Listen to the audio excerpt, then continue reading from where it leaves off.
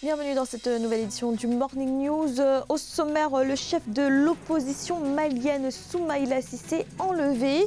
Il était en campagne pour les législatives dans la région de Niafounké. Certains membres de sa délégation ont été retrouvés. C'est un enlèvement sans précédent au Mali.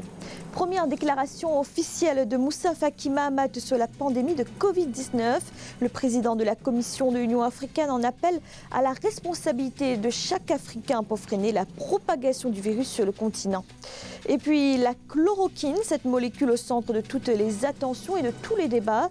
Le médicament d'usage courant pour traiter le paludisme pourrait être un remède contre le coronavirus. L'Algérie a décidé d'adopter le protocole pour les cas graves. Mais tout d'abord, c'est le choc au Mali. Le chef de l'opposition, Soumaïla Cissé, a été enlevé. Le gouvernement, dans un communiqué, a confirmé l'information. Le président de l'Union pour la République et la démocratie était en campagne pour les élections législatives dans la région de Niafounké lorsqu'il a disparu avec une partie de sa délégation. 5 personnes ont été retrouvées. 4 sont blessés. Le garde du corps de Soumaïla Cissé est décédé. Il s'agit du premier enlèvement d'une personnalité nationale de cette stature au Mali. Écoutez Demba Traoré, directeur de communication du parti de Soumaïla Cissé.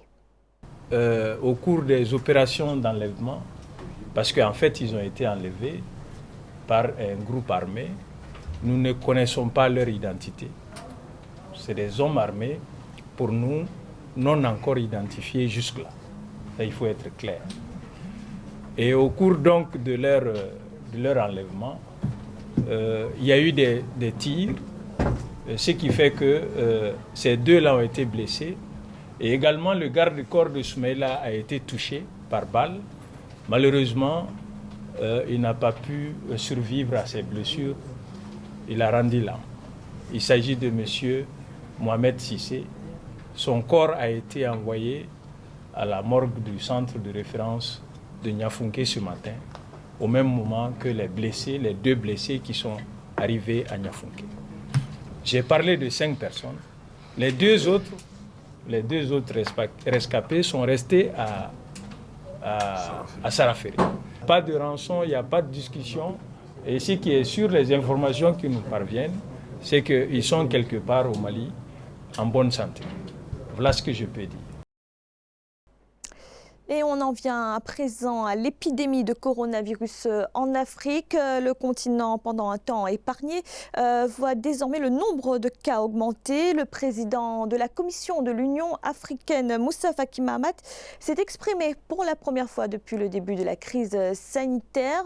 Il exhorte les États à poursuivre les efforts, mais il en appelle également à la responsabilité de chacun. Victoria Sedji. La Commission de l'Union africaine appelle à une forte mobilisation contre le Covid-19. La déclaration du président de la Commission, Moussa Faki Mahamat, tombe à un moment crucial de la propagation du coronavirus en Afrique. Au 24 mars, 1436 cas ont été signalés dans 43 pays africains selon l'Africa CDC, Centre africain de prévention et de contrôle des maladies, dont 46 décès répartis dans 10 pays. Cette mobilisation est nécessaire au regard de la faiblesse des infrastructures sanitaires et des capacités techniques de la plupart de nos États. Je sais les efforts faits par les États, ceux qui sont déjà affectés et ceux qui ne le sont pas encore, pour faire face à la pandémie. Aussi voudrais-je les encourager vivement, ainsi que les forces politiques, économiques, sociales et culturelles, à maintenir cet élan, à renforcer davantage les mesures prises, à appliquer et faire appliquer sans faille les prescriptions des autorités scientifiques. Depuis les premiers cas déclarés en Afrique, l'Union africaine n'a pas attendu pour réagir. Le 22 février, l'organisation avait tiré la sonnette d'alarme. L'Africa CDC avait réuni en ce sens tous les ministres africains de la santé, réunion au cours de laquelle un plan continental de riposte a été élaboré en consultation avec l'Organisation mondiale de la santé. Africa CDC a également procédé à la formation des équipes de surveillance et de détection, à la mise à disposition des kits de dépistage à certains de nos États membres. L'organe compétent de l'Union, le Centre africain de contrôle des maladies, demeure en état d'alerte maximale. Je voudrais réitérer notre totale disponibilité à déployer tous les moyens en notre possession pour assister les pays qui en exprimeraient le besoin. Dans l'élan mondial de lutte contre la pandémie, Moussa Faki Mahamat a lui aussi montré l'exemple en rappelant les gestes barrières à suivre qui permettront de freiner le coronavirus. Avec 709 cas enregistrés au 25 mars, l'Afrique du Sud est le pays africain le plus touché. Sur le continent, seulement 124 personnes infectées sont rétablies. Les mesures prises face à l'épidémie diffèrent d'un pays à l'autre. Au Bénin, le gouvernement a choisi de ne pas fermer les établissements scolaires, une décision qui a provoqué la colère des étudiants de l'université d'Abomey-Calavi. Des affrontements ont eu lieu mardi entre étudiants et forces de l'ordre. Un étudiant est décédé. Reportage de notre correspondant Lefti Onou. Théophile Dieudonné Diaho, étudiant en première année de géographie à l'université d'Abomey-Calavi, a été atteint par balle mardi 24 mars 2020 suite à des échauffourées entre étudiants et les policiers au niveau du campus. Dans la matinée, certains enseignants avaient convoqué des étudiants dans les amphithéâtres. Ce qui n'est pas du goût de la Fédération nationale des étudiants du Bénin FNEB, qui a envoyé des émissaires faire respecter la suspension des cours qu'elle a décrétée lundi 23 mars 2020 en vue d'endiguer la propagation du coronavirus dans les milieux universitaires. La descente des forces de l'ordre sur le campus a occasionné des affrontements violents et interpellations de 3 militants étudiants. Une situation qui a dégénéré quand les étudiants ont exigé leur libération. Si on doit attendre le 30, c'est-à-dire le lundi prochain, le virus, la propagation du virus ne va pas attendre le 30 avant d'atteindre beaucoup de personnes. Donc les organisations n'ont rien fait de mal que de sauver la vie de ces milliers d'étudiants. Les 3 militants de la FNEB interpellés par la police ont été libérés ce mercredi 25 mars 2020. Cependant, certains responsables de la Fédération nationale des étudiants du Bénin seraient en cavale. On ne comprend pas qu'on puisse empêcher, tirer sur des étudiants qui veulent appliquer les mesures sanitaires prescrites pour sauver le pays, pour sauver le Bénin. Nous devons interpeller le gouvernement. Ceux qui ont fusillé, ceux qui ont tiré, les exécutants et commanditaires de ce crime doivent être jugés et châtiés. A noter que le recteur de l'université d'Abomey-Calavi, à travers une note, avait interdit le regroupement de plus de 50 personnes sur le campus d'Abomey-Calavi en lien aux 11 mesures prises par le gouvernement le 17 mars 2020. Le Niger enregistre de son côté son premier décès d'une personne infectée par le Covid-19. Il s'agit d'un homme de 63 ans. Le ministre de la Santé publique a également annoncé 3 nouveaux cas confirmés de coronavirus sur le territoire national. 2 hommes et une femme qui revenaient de France. Parmi eux, un député et son épouse. Reportage de notre correspondant Sadou Elise Mokhtar. Un premier décès du coronavirus enregistré au Niger.